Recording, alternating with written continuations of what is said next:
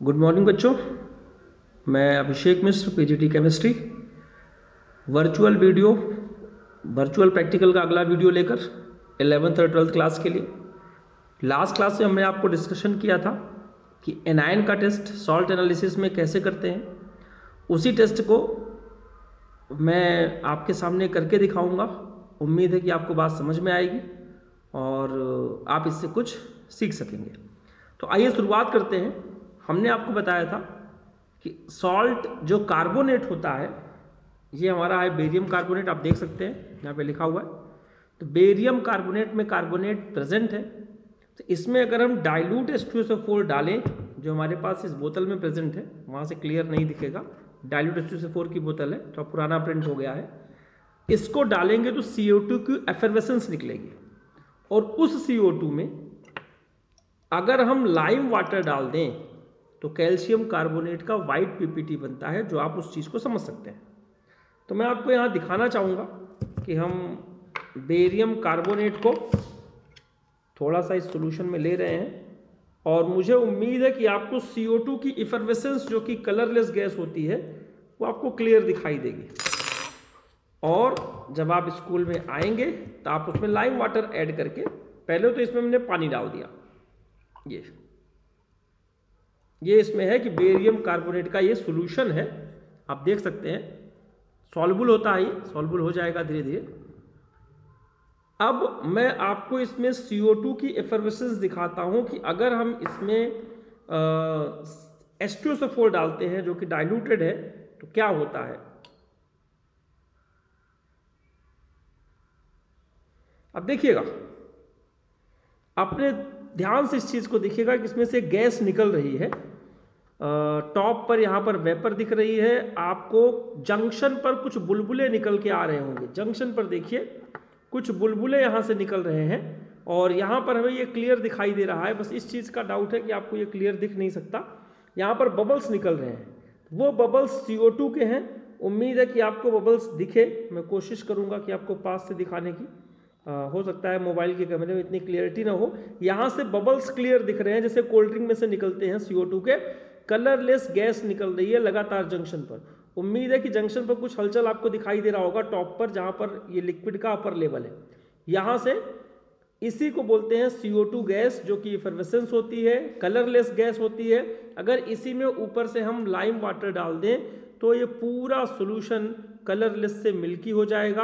अभी भी आपको ये मिल्की सिर्फ इसलिए लग रहा है कि कार्बोनेट पूरा डिजॉल्व नहीं हुआ है। डिजॉल्व हो जाने के बाद अगर हम ये काम करते तो आपको ये गैस क्लियर दिख जाती। तो मैं चाहूँगा कि बच्चे हमारे इससे देखें और सीखें कि ये CO2 का इफर्वेसेंस केवल कार्बोनेट में होता है। तो कार्बोनेट टेस्ट के लिए हम इस चीज़ का यूज़ कर सकते हैं और अभी तक लगातार बबल्स जंक्शन पे निकल रही है। ऐसा भी कर सकते हैं, आप स्कूल में आएंगे तो आपको दिखाएंगे इसका सॉल्यूशन बना के, आप अपने हाथ से देखेंगे तो मे भी आपको ये चीज़ ज़्यादा समझ में आए। तो इसको हम इसमें से निकाल दे रहे हैं, टेस्ट ट्यूब में से, होल्डर में से यहाँ पे रख देते हैं। यहाँ पे लगातार इसकी बबल्स बनती जा रही है। और आगे की हम बात करते हैं। कार्बोनेट के बाद हमने देखा था कि डाइल्यूट H2SO4 से कोई टेस्ट एनायन का हमारे सिलेबस में नहीं है। अब हम बात करते हैं कंसनट्रेटेड सॉल्यूशन की, कंसनट्रेटेड H2SO4 की। हमने एक क्लोराइड का सॉल्ट लिया, आप देख लीजिए क्लोरीन इसमें प्रेजेंट है, लेड क्लोराइड। तो लेड क्लोराइड का सॉल्ट हमने अगले टेस्ट ट्यूब में लिया। होगा क्या वो आप समझिए। लेड क्लोराइड जिसमें Cl- प्रेजेंट है, इसमें हम कंसनट्रेटेड H2SO4 डालेंगे। कुछ हलचल होगी, कोई Cl गैस निकलेगी, कलरलेस पंजेंट गैस निकलेगी। और उसमें जब हम Ag का सॉल्यूशन डालेंगे तो पहले तो मैं आपको ये समझा दूं कि हमारा सॉल्ट है। सॉल्ट में हमने थोड़ा सा वाटर डाल दिया, लेड क्लोराइड का सॉल्ट, इसमें हमने वाटर डाल दिया। ये पूरा डिजॉल्व हो जाता है। हम अमाउंट ज़्यादा ले रहे हैं इसलिए डिजॉल्व नहीं हो रहा, ये पूरा डिजॉल्व हो जाता है। सॉल्ट को तब तक हमें यूज़ नहीं करना जब तक वो डिजॉल्व ना हो जाए। देखिए नीचे कुछ बैठा हुआ है ना, अभी हिलाएंगे तो पूरा डिजॉल्व हो जाएगा। हिला के देखते हैं तो पूरा डिजॉल्व हो जाता है। अब इसमें हम कंसनट्रेटेड H2SO4 डालते हैं। तो आप देखिएगा ऊपर का सॉल्यूशन हल्का हो गया है, पूरा वाइट नहीं है। वो धीरे धीरे अपना कलर नीचे बैठता जाएगा, डिजॉल्व होता जाएगा। और जब इसमें हम कंसंट्रेटेड H2SO4 डाल रहे हैं, जो हम डायरेक्ट बोतल से डाल रहे हैं भाई, देखिएगा ये देखिए, इसमें से कोई गैस निकलेगी, कुछ ना कुछ निकलता होगा, कोई इफरवेसेंस हो रहा है, कलरलेस गैस। यहाँ पर उसकी स्मेल भी आ रही है थोड़ी सी, जो कि पंजेंट स्मेल कही जा सकती है। और इसमें अगर हम AgNO3 का सोल्यूशन डाल देते हैं, ये पूरा मिल्की हो जाएगा। ये अब ये जाके नीचे पूरा बैठ जाएगा। आप देख रहे हैं मिल्की सोल्यूशन, पहले इतना मिल्की नहीं था, अब और मिल्की हो गया। देखिएगा अपने इस हिसाब से इसका मिल्कीनेस बहुत बढ़ गया है। ये है आपका, इससे पता चलता है कि Cl- ने AgNO3 से रिएक्शन किया तो बन गया आपका AgCl का PPT, और ये PPT नीचे धीरे धीरे बैठ जाएगा। तो ये Cl- के टेस्ट को हमने अलग किया। अब इसी तरीके से हम Br- के टेस्ट को लेते हैं। Br- के लिए हमने नेक्स्ट टेस्ट ट्यूब, इसको हमने इसमें फिट किया। जो टेस्ट ट्यूब को, होल्डर को पकड़ने का सही तरीका, हमारे पास एक ड्रॉपर भी है जिससे हम H2SO4 निकाल सकते हैं। मैं जरा ड्रॉपर देख लेता हूँ ना।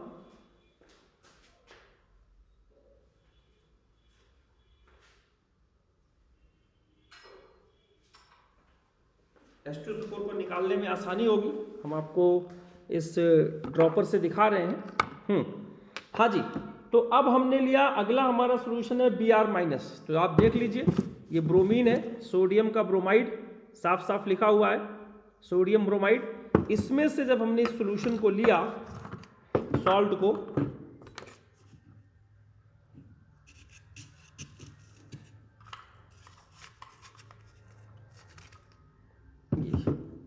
ये Br सोडियम ब्रोमाइड का सोल्यूशन हमने लिया, इसको अब हटा देते हैं, इसकी ज़रूरत अब नहीं है। सॉरी, इसमें हमने थोड़ा सा पानी डाला, आप देख सकते हैं कि डिजॉल्व हो जाता है। उसी तरह क्लोराइड भी डिजॉल्व हो गया था, वो हमने अमाउंट ज़्यादा लिया था इसलिए डिजॉल्व नहीं हुआ। देखिए पूरी पानी की तरह ट्रांसपेरेंट हो जाएगा डिजॉल्व होकर। जब इसमें H2SO4 हल्का सा डालेंगे, फिर Br- ब्रोमीन गैस निकलेगी। ये देखिए गैस यहाँ निकल रही है, आपको वेपर पता नहीं वहाँ दिख रहा है कि नहीं सोल्यूशन में, यहाँ क्लियर वेपर दिख रहा है। और जब इसमें हम AgNO3 डालते हैं तो फिर सोल्यूशन निकलता है आपका लाइट येलो कलर का। ये देखिए, ये सोल्यूशन हल्का सा येलोइश हो गया, पूरा डिजॉल्व हो जाएगा। आप देख सकते हैं लाइट येलो है। हो सकता है वीडियो में आपको वाइटिश दिख रहा हो, लेकिन यहाँ पर पूरा लाइट येलो क्लियर दिख रहा है। आप इसको कंपैरिजन कर सकते हैं अगर चाहें तो। देखिए ये वाइट वाला सोल्यूशन, ये वाइट वाला ये है, और ये आपका येलो है, तो कुछ डिफरेंस आपको समझ में आ रहा होगा। ये लाइट येलो है, तो इसको हम हटा देते हैं। ब्रोमीन का टेस्ट हो गया ये। ब्रोमीन के बाद जो हमारा टेस्ट आता है आयोडीन का, तो आयोडीन के लिए हमारे पास देखिए सोडियम आयोडाइड का सॉल्ट है। हम ये आपको अननोन करके देते हैं एग्जाम में। यहाँ पर तो आपको बता रहे हैं कि हाँ आप सीखना कैसे है इसलिए बताया जा रहा है, वरना एग्जाम में अननोन आता है कि आपको पता खुद करना है कि कौन सा सॉल्ट है प्रैक्टिकल के थ्रू। तो ये हमारा आयोडीन, सोडियम का आयोडाइड। उम्मीद है कि आपको समझ में आ रहा होगा। 11th और 12th के बच्चे इससे काफ़ी कुछ सीख सकते हैं कि प्रैक्टिकल में कैटायन एनायन का जो टेस्ट हम निकालते हैं वो इतना मुश्किल नहीं है। ये आपका आयोडाइड देखिए, ये भी पूरी तरह से डिजॉल्व हो रहा है। अगर इसको पूरा टाइम दिया जाए तो ये आसानी से डिजॉल्व हो जाएगा। अब इसमें हम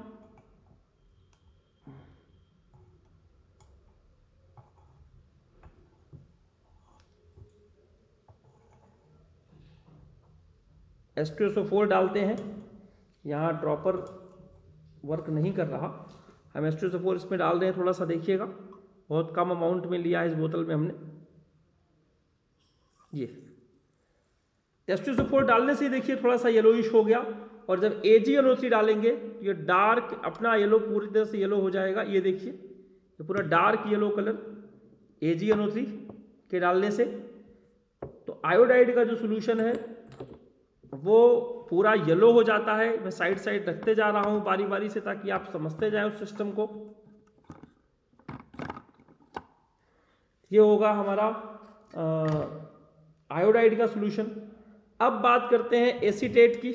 आप देखिए ये एसीटेट है, लेड एसीटेट है, पेन से लिखा हुआ है, थोड़ी बोतल पुरानी है। तो एसीटेट के लिए हम क्या करते हैं, इसमें विनेगर की स्मेल आती है, आप पहले से जानते हैं। आप इसमें पानी से रब करके भी देखोगे तो आपको विनेगर की स्मेल दिख जाएगी। पानी से इसे रब कर लेंगे तो भी इसमें विनेगर की स्मेल मिल जाएगी। इसको हमने ये बंद कर दिया, ये हमारा सॉल्यूशन। इसमें कोई गैस का इवोल्यूशन नहीं होता, बस विनेगर की स्मेल आती है अगर हम H2SO4 डाल देते हैं तो। ये आपका पूरा, ये भी ट्रांसपेरेंट ही है, डिजॉल्व हो जाएगा पूरी तरह से। इसमें जब हमने कंसंट्रेटेड H2SO4 डाला,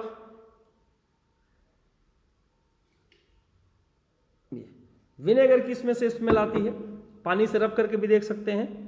ये फिलहाल ये लेड सल्फेट का पीपीटी बना है और एसीटेट गैस इसमें से निकल जाती है। और इसका एस्टर टेस्ट करके भी आप पता कर सकते हैं, जब उसको हम हीट करेंगे। एसीटेट तो है ही एल्कोहल के साथ, इथाइल एल्कोहल के साथ, तो ये आपका कन्वर्ट हो जाएगा एस्टर में, स्वीट स्मेलिंग कंपाउंड बनेगा, जिसका यूज परफ्यूम और डिओ बनाने में किया जाता है। और अब आ गई बारी हमारी नाइट्रेट की। नाइट्रेट के लिए हमने ब्राउन रिंग टेस्ट का सजेशन किया था आपको, कि ब्राउन रिंग टेस्ट सबको याद होना चाहिए, मोस्ट इंपॉर्टेंट है, हमारे उसमें भी दिया हुआ है, पी ब्लॉक में भी है। ये देखिए आपका